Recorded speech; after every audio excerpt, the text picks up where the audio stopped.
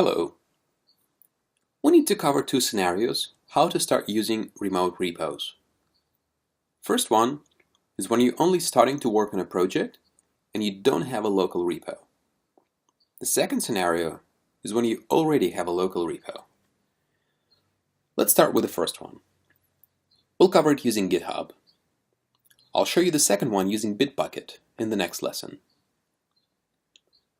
First of all, we need to create a repository on GitHub.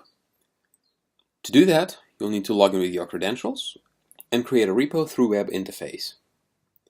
So just click New Repository. You'll need to provide a repository name, Test Project, and we'll leave the description field empty. Then you select a repo type, public or private. You'll need to pay for a private one, so we'll just go with public. Git allows you to create a README file. Let's check it, as it's a good practice. And there are options to add a gitignore file and a license file. We won't be needing them at this point, but feel free to use them. Now we can click Create Repository, and that's it. Our repository has been created, and it already has a first commit. Now we want to create a local repo and connect to this one. To do that, we'll use git clone command. GitHub provides a link for us, which we can use for communicating with that repo. Let's copy it. Please note that all the same operations can be done in a similar manner on Bitbucket.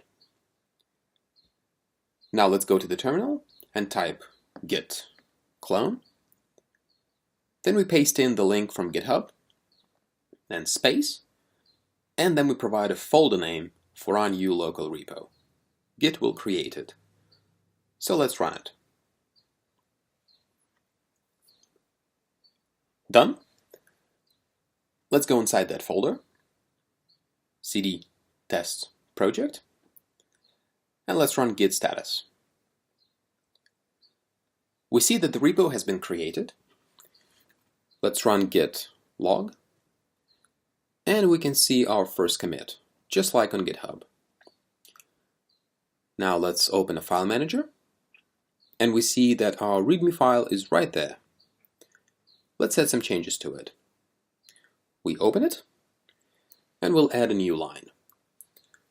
That is our first change. Save it, and let's go back to the terminal. Git status. We see that the file is modified. Let's commit the changes. Git add readme.md and git commit -m first change. Done. Now we want to push this change to the remote repo on GitHub. To do that, we'll need to use the command git push. Let's do it. And we see some weird output. But don't worry about that for now. I'll explain what it means and how to fix it in the lesson about Git branches. One more thing here. You see that Git is asking for your GitHub credentials. After a few pushes, that will become quite annoying. And there is a way to push and pull without typing in your password every time. I'll show it to you in Setup SSH Keys lesson. But for now, let's just use our credentials. Our username and our password. Done. Our change is now on GitHub. Let's check it out. Go back to the browser and refresh the page. And we see our line in README. And right here, it says 2 commits. If you click on it, we see our commits history, which includes our first change. Now I want to show you how to pull changes from GitHub to your local repo. To do that, we need to have a commit on GitHub that we don't have in our local repo. Usually that happens when another developer pushes some changes to GitHub from his local repo. But for this example, we'll just create a commit using GitHub web interface. It will not make any difference for us. Let's go back to our repo. Just click on the repo name right there. There we go. And let's click on a file that we want to modify. In our case, it's README file.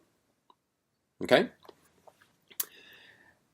And there is an edit icon right here. Click it. And we'll just add another line to it. Our second change. To save our change, we need to provide a commit message in the form below.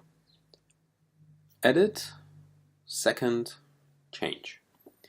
And let's press commit changes. Go back to the repo.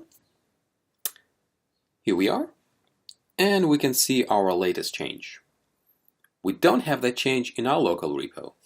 So let's pull it down. Go back to the terminal and type git pull. Done. And if we run git log, we'll see our second change commit. Let's go to the file manager. And if we open our README file in a text editor, we'll see that the change is there. Great job, guys. In the next lesson, I'll show you how to start working with a remote repo if you already have some work done in a local repo. We'll be using Bitbucket. See you then.